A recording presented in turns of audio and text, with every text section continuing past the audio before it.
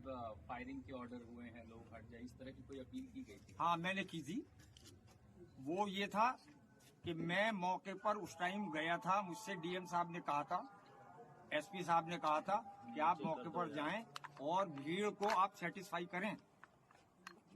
मैं गया था, तब मेरे सामने डीआईजी महोदय, एसपी और डीएम आपस में ये डिस्कशन कर रहे थे कि तुरंत गोली चलाने का ऑर्डर लिया जाए।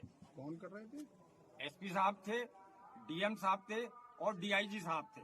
मैं उस टाइम वहां मौजूद था। तब मैंने ये सोचा कि अब गोली चलने ही वाली है। मैंने पब्लिक से अपील की, बहुत ज्यादा अपील की, वहां पहुंचकर भी अपील की, लेकिन 75% लोग वापस चले गए। कुछ लोग यही सोचते रहे कि खुदाई अभी भी जारी है। ये खुदाई क्यों हो रही है? तो मैंने फौरन ही अनाउंस किया कि गोली चलने के आदेश मिल चुके हैं पुलिस प्रशासन को। लिहाजा मेरी गुजारिश है, अल्लाह के वास्ते, खुदा के वास्ते, सारे लोग हट जाएं, चले जाएं, अपने अपने घरों को चले जाएं, शांति बनाए रखें। उसके बावजूद भी कुछ लोग वहां ये जानने के लिए रहे कि क्या वाकई में जामा मस्जिद की खुदाई हो रही, और किसी लिए नहीं, इसलिए। खुदाई की अफवाह किसने फैलाई? जी, खुदाई की अफवाह किसने फैलाई? खुदाई की अफवाह इसलिए फैली कि वो पानी जब चारों तरफ चला तो पब्लिक में ये अफवाह हो गई, ये भ्रम हो गया, ये हो गया कि खुदाई चल रही है इसलिए ये पानी आ रहा, क्योंकि वो पानी आने का कोई टाइप था नहीं। अंदर से लगातार अनाउंसमेंट भी हो रही है और उसके बाद भी अफवाह फैल रही है, तो ये तो कहीं ना कहीं आप लोगों की कमियां रही ना? नहीं, हमारी क्या कमी रही? हम तो बराबर अनाउंस कर रहे हैं। पानी की जो कमी है, सबसे बड़ा जो अफवाह फैली है वो पानी को देख के फैली है कि ये पानी क्यों आ रहा है। इसका मतलब ये है कि अंदर खुदाई हो रही है, जबकि हम बराबर अनाउंस कर रहे थे वहाँ खुदाई नहीं हो रही थी। लेकिन पब्लिक के जहन में यही बात हुई कि शायद खुदाई हो रही है, और ये क्यों हो रही है। पुलिस का तो ये मानना है कि गोली जो है पुलिस ने नहीं, पब्लिक में ही चली है। ये कहना बिल्कुल गलत है पुलिस का, ये कहना बिल्कुल गलत है। पुलिस गोली हमारे सामने चला रही थी, मैं मौके पे मौजूद था। पब्लिक की तरफ से मेरे सामने कोई गोली नहीं आई। रोल के बारे में देना चाहिए। आपकी प्रेस कॉन्फ्रेंस थी थोड़ी देर पहले। हाँ, हुई थी। तो क्या कहना चाहते थे सर? कुछ कहेंगे? का दावा है कि बाबरनामा और आईने अकबरी किताब में इस बात का उल्लेख है कि जिस जगह पर आज वो जामा मस्जिद है वो कभी हरिहर मंदिर हुआ करता था, और उन्होंने ये भी दावा किया है कि मंदिर को मुगल बादशाह बाबर ने 1529 में ध्वस्त कराया था और फिर वहां पर मस्जिद बनवाई थी। सबसे पहली बात यह कि भाड़ में जाए बाबरनामा, उसको बैतुल खला में डालने की जरूरत है, नहीं मानता मैं उसको। मैं क्या मानता हूं? प्लेसेस ऑफ वर्शिप एक्ट 1992, जिसको भारत की पार्लियामेंट ने बना, कानून बनाया। सेक्शन 3 क्या कहता है बताइए आप? क्या कहता है सेक्शन 3? सेक्शन 3 क्या कहता है? आप बताइए, कोई प्रिंसिपल्स ऑफ नेचुरल जस्टिस है या नहीं कि मैं कल आपके खिलाफ ऑर्डर ला लूं? ठीक है, सीपीसी में प्रोविजन है। ऐसी क्या कयामत आने वाली थी कि उसी दिन जाते हैं, उसी दिन कोर्ट का ऑर्डर आता है और 1.5 घंटे के अंदर आप सर्वे कर लेते हैं। 1950 में संविधान हमने अपने आप को दिया, 2024 तक आपने केस नहीं डाला और अचानक आपको बाबर याद आ गया। ये क्या है? ये आखिर कहां रुकेगा जाकर? ये इसीलिए कह रहा हूं कि बीजेपी की सरकार की ये पूरा मंसूबा उन्हीं का था, जो वहां के लोग कह रहे हैं कि सीओ और एसडीएम का बहुत बड़ा रोल रहा उसमें। और हुआ क्या? 5 गरीब बच्चे मर गए।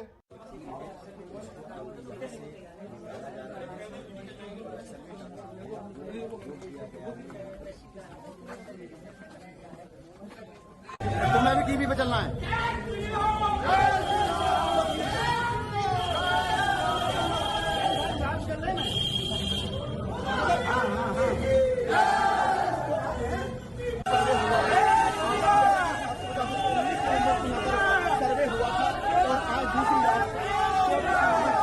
ये दुखद है जो घटना हुई है। हमारे सांसद जियाउर रहमान जब संभल में ही नहीं थे और उसके बावजूद भी उन पर एफआईआर दर्ज करना, ऐसा उदाहरण कभी किसी को मिला होगा देखने को, सुनने को? एक पुलिस ऑफिसर ये कह रहा हो कि नेता बनना छोड़ दो नेताओं का सहारा लेना छोड़ दो। किसके लिए भाषा थी वो? और मैं ये कहना चाहता हूँ, हालांकि सब जानकारी आपके पास है, दुखद है कि नईम जैसे नौजवान की जान चली गई, बिलाल की जान गई है, रोमान की जान गई है, कैफ, अयान, और इसमें से कुछ कम उम्र के भी हैं। मुझे याद है जब मैं लखनऊ में प्रेस कर रहा था, उस समय जो जानकारी थी और जो जानकारी छिपाई जा रही थी, जब वहाँ पर लोकल स्तर से जानकारी हासिल हुई, तब मैंने कहा कि नईम की जान गई है और पुलिस की गोली से गई है। आप लोगों पे सब वीडियोस हैं, आप लोगों पे जगह जगह से वीडियोस मिले हैं, कवरेज है पूरा का पूरा कराया गया ये दंगा है। और किसने कराया? सरकार ने कराया, क्योंकि सरकार जो बेईमानी कर रही थी, सरकार जिसने वोट लूटा, सरकार ने जिसने मशीन पर ईवीएम की बटन बार बार पुलिस से दबाई, प्राइवेट ड्रेस में पुलिस लगाई, उस चुनाव में इनकी धांधली, इनकी चोरी न पकड़ी है, इसलिए जानबूझ करके संभल में घटना कराई है।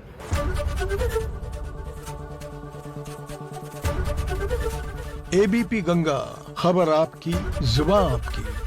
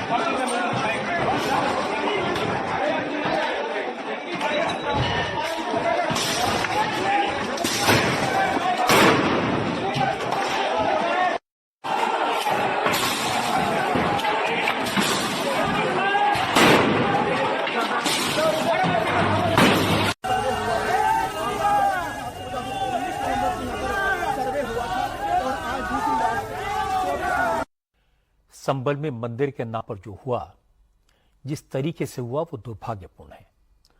कोर्ट ने बिना दूसरे पक्ष को सुने याचिका को मंजूर कर लिया, सर्वे का आदेश भी दे दिया, 2 घंटे में सर्वे शुरू भी हो गया और रिपोर्ट भी बन गई। इतनी जल्दबाजी की क्या जरूरत थी? इससे अविश्वास पैदा होता है। अगर किसी को दावा करना भी है तो प्रॉपर तरीके से करे, कोर्ट में दोनों पक्षों की सुनवाई हो, लेकिन ऐसा हुआ नहीं। जब राम मंदिर पर सुप्रीम कोर्ट का फैसला आया था तो लगा था अब ऐसे और विवाद खड़े नहीं होंगे, लेकिन कुछ लोग हैं कि मानते नहीं। इसीलिए मैंने आपको मोहन भागवत का वो पुराना बयान सुनवाया जिसमें वो कह रहे हैं कि हर मस्जिद के नीचे शिवलिंग खोजना ठीक नहीं है। मोहन भागवत की बात बिल्कुल सही है। हर मस्जिद को मंदिर कहना, हर जगह विवाद खड़ा करना समाज के लिए अच्छा नहीं है। अब आप क्या कहते हैं, मांग क्या करते हैं और क्या गलत की आप बात कह रहे हैं? मैं गलत क्या कह रही हूँ? मैं सही कह रही हूँ। नहीं, वही मैं कह रहा हूँ कि आपका क्या कहना है और क्या मांग कर रहे हैं? मांग कुछ नहीं है मेरी, मुझे मेरी मांग नहीं चाहिए।